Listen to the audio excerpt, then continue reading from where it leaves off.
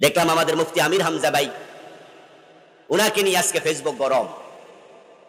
উনি নবীকে সাংবাদিক বলছে, এটা নাকি অন্যায় হয়ে গেছে। আল্লাহ তো বলছে নবী, তো বাংলা অর্থ তো সাংবাদিক।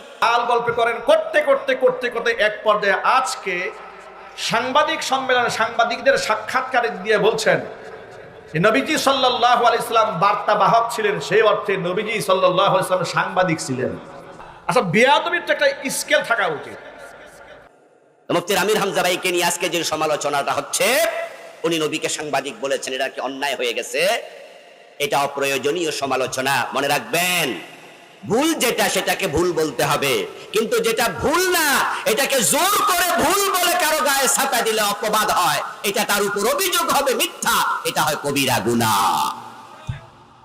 নবী রাসূলগণ আল্লাহর পক্ষ থেকে আমাদের কাছে মেসেজ পৌঁছিয়েছেন।